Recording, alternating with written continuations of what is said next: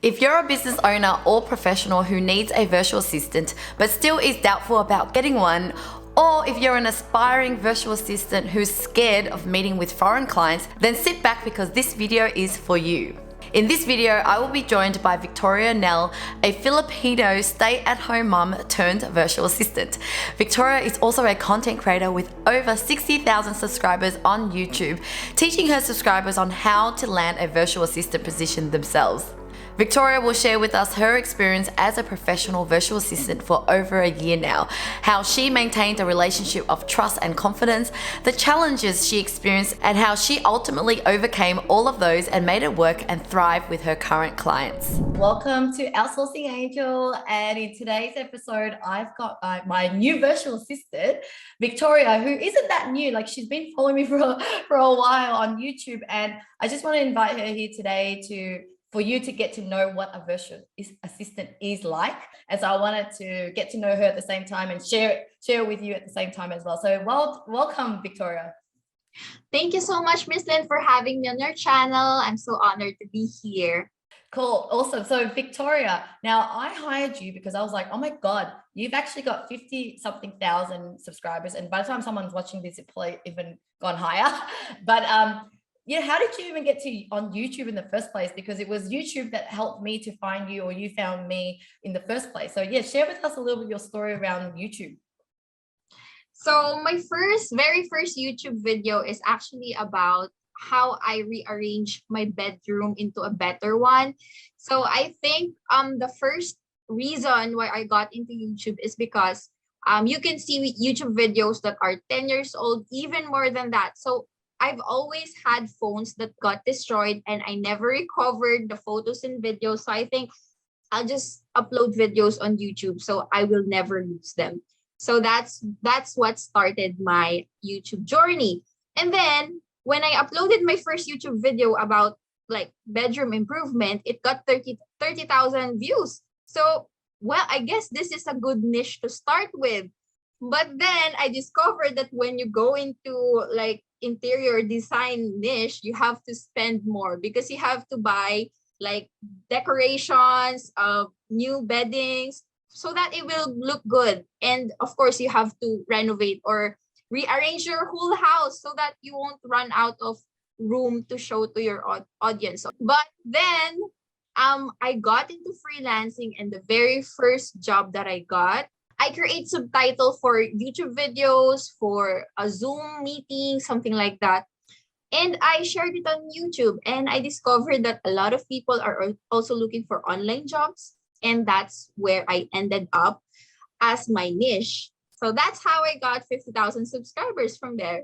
Oh my God, that is so awesome. And so what got you to decide to be a freelancer as well? I guess a little bit of backstory of, what your life was like before you felt the need to, what, I want to do something with my life and becoming a VA. During the time that I became a freelancer, I was studying law. I'm a law student at night, but the whole day I'm not doing anything. I was studying, doing study before my class, but that's all. And then I got pregnant, and in all honesty, I did not have a lot of emotional support, so I needed something to get my mind off of those awful things. So I was able to regain myself back when I landed my first freelancing jobs. And what was it like being a freelancer at the beginning compared to now? And how many years have you been freelancing now? So I'm already past my anniversary year. So I think I'm already freelancing for 1 year and 6 months. I'm about to turn 2 years in freelancing now. With freelancing, I discovered that you can own your time. You don't have to stick to a schedule, although I'm a very routinary person, although I get jobs that allows me to do my job anytime I want. I still try to stick to a routine in comparison with a regular office job outside. So that's the number one advantage for me.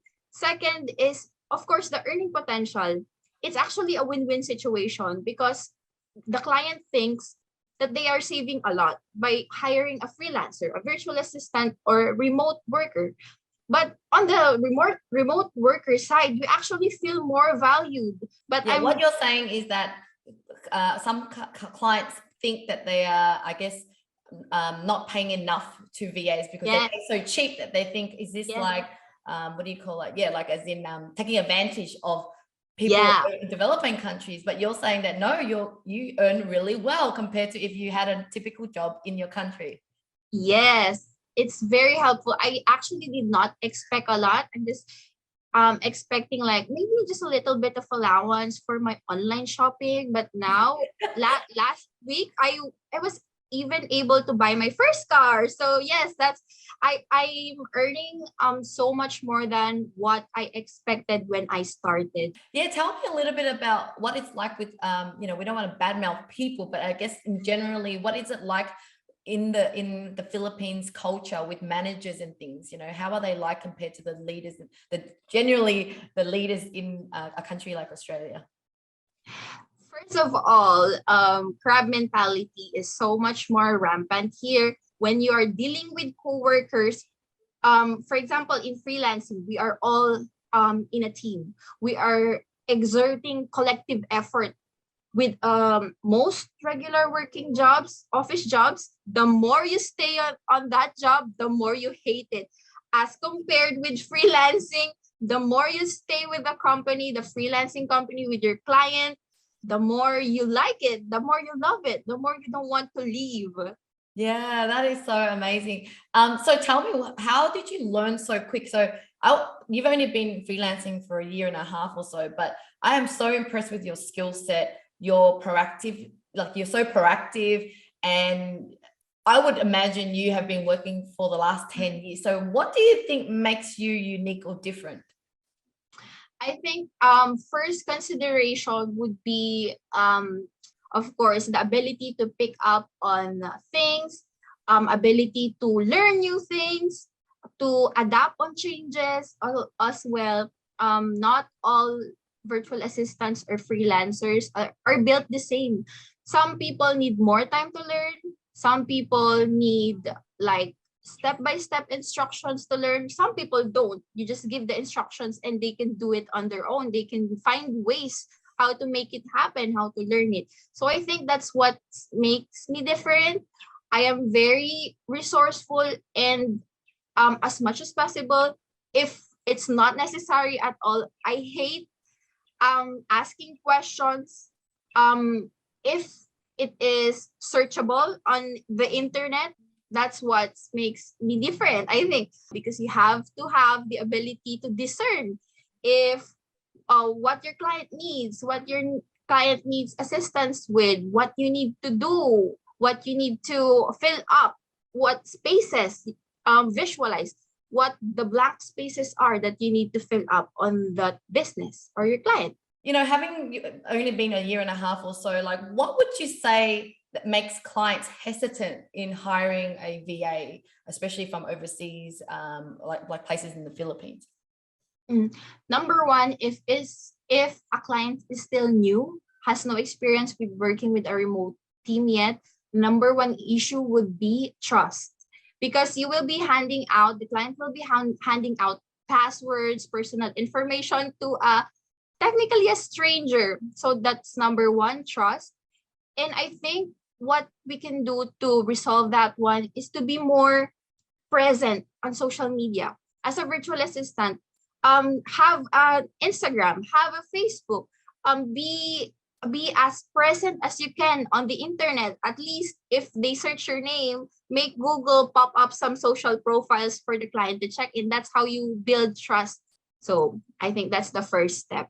Yeah. I think at the end of the day, for anyone, even as me, when I'm trying to create video content for businesses, it's because I want people to know me as me and know that they can trust me. And so it's great to hear from you that as a VA, you should also just be more open to be yourself, show yourself, so that clients can actually feel like they know you more. So at the end of the day, we're all, whatever seat we're on, we're just needing the same thing. So that's really, really good. What advice would you give to other VAs to be able to be so great at time management? Like, because I see that you've got different client, different work, and you've got a son and young son as well, and yet you're always on top of your work. And I think sometimes clients, I guess, gets disheartened when they work with a VA that maybe has to be reminded or something. And then they're like, you know what, too hard with the VA. I need someone local so I can just see them right there and you feel like they're in control. But yes, what makes you so productive and good with your time management? There's a lot of apps that you can use actually to list down your tasks, like a checklist, and then you can check. But I do prefer my notebook. I write my tasks for tomorrow before I sleep so that in the morning I know what to do and I don't forget them. And it also helps the way that we communicate at Dawn Media Productions, Miss Lynn, today's priority. Sometimes I also include tomorrow's priority so that I don't forget them if you like read all my reports back there. So I always make sure to list them down in my notebook and then check them one by one once I'm done. So it's a matter of making it known to yourself, making your tasks visible, not just thinking about it. Make it visible to you so that you don't miss it. So I think that's one way to make sure that you get organized and make sure that your tasks are done. Awesome. And so in general, like being a Filipino yourself, I guess, what are some of your culture, background, style, or, you know, the things that you do that clients can kind of, I guess, be more alert and be aware of? So I'll give you an example. Like, I know that being Vietnamese, when I first came to Australia, I was very shy. I never put my hands up because I don't want to be wrong, because it's just culturally, it's just the way it is, right?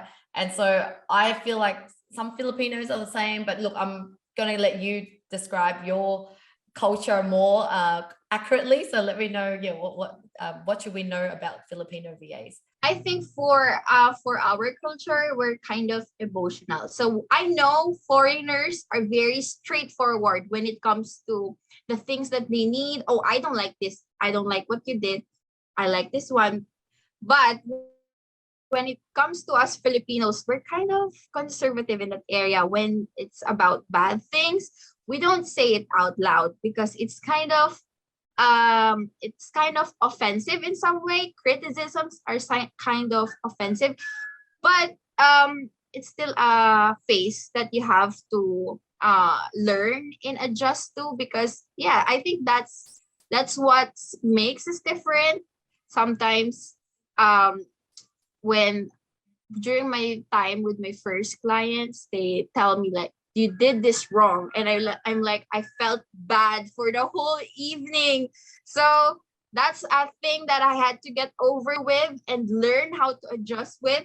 So I think I'm not alone. I think it's the same for other Filipinos with over criticism. So maybe there are different ways to give feedback, and you would say that, you know, I guess, what advice would you give to clients in how they should deliver that feedback? I think the sandwich method works. You did great with this, but these things need improvement, rather than like, this is wrong, change it. Sandwich method works. Yeah, just more tender love and care. Yes. And how would you say that what can business owners do to get their VAs to be, you know, I guess, more passionate, learning, be proactive, and kind of just be one step ahead rather than wait and ask and be told what to do? So like, how can business owners encourage that kind of behavior? I will answer this question based on my experience. So I've had clients before that are strictly work relationship. We don't have any personal relationship outside work. So we just talk through Skype or whatever communication device that we've chosen to transact business with. But when it comes to other clients that I had that I've connected on Instagram, for example, Miss Lynn, you and I, we're also Facebook friends. I see your activities when you post them. So there's like a personal connection there that I feel like we're not only workmates, you're not only my boss, but we're also friends in some kind of way. So that makes me feel like I am more involved in your business, that I want to care more on your business, to contribute more, and to have genuine care and contributions to your business, rather than keeping it exclusively work. Because when it comes to that, when it comes to those clients, sometimes I think, oh, this work again, need to work again, 2 hours work. It over time, it feels like really like just like a chore. But when you are working with clients that you have a personal connection with, you're like, even though you're paid, you feel like you're doing a favor for a friend, something like that. So it makes work less like work. Yeah. Oh, that is so good. Well, I guess, from hearing your story, I think every client probably wants to hire a VA like you. I'm so lucky. And I feel like it's been a blessing creating a YouTube channel like this because especially if I have my own channel, Linh Podetti, as well. And it allows me to attract people rather than also, pulling people in. It's basically allowing people to, like me and want to be with me. And when they come into my life, they are more, I guess, interested and committed, right? Just like when I'm looking for, when clients have found me on YouTube and watch my YouTube content, and they feel like I gave them so much value and education, and I feel like they got to know me. They sat next to me in their lounge room. And so when they become a client, they're also so much more, vested interest, and it's not as transactional. Yeah, YouTube has been amazing. And of course, YouTube helped me find my husband as well. So I'm so glad that YouTube has helped me, and I'm so happy to have you work with me at Dawn Media Productions. So check out our other channel at Dawn Media Productions as well. It's so great to have a VA that also is so experienced in the service that we're offering. And so that's the beauty of having VAs. You can have VAs for whatever skill set you need, whatever experience you need, and we can help you. And so, yeah, thank you so much, Victoria, for your time today. Actually, before you go, I would love to ask, I guess, like, what is your goal or your dream in life? And I guess I just wanted to leave it with for people to kind of see you as Victoria, this person that, sometimes people think it's this robot that lives in the Philippines. No, it's this person with aspirations and dreams. So what is your dream in life, Victoria? My dream in life would be to learn more and equip myself more with all this knowledge so that in the future I can charge more, earn more without spending a lot of time, so I can earn more with less time work, so I can spend more time with my son, maybe travel the world. That's my dream also. I haven't left the Philippines yet, so that's my goal. I think that's what defines joy and success for me. Not a big house, not lots of possession, just being here, traveling, spending time with my son. Yeah, I love that. So you value learning, and you want to keep upskilling yourself and be more of value to others so that you can give your family a better opportunity in life. And so, yes, I love that, and I support you, and I can't wait to watch your journey and see you grow. Thank you, Victoria. Bye. Thank you, Miss Lynn. Bye. Thank you so much for watching. I hope you picked up amazing insights from Victoria as I did. Now, if you're ready to add one or more team members like Victoria to your business to help you with your day-to-day tasks, then head over to outsourcingangel.com to schedule a free discovery session with our outsourcing specialists. Now, if you have any questions or topics that you'd like me to cover, I'd love to hear in the comments below also. And otherwise, I'll see you again next time.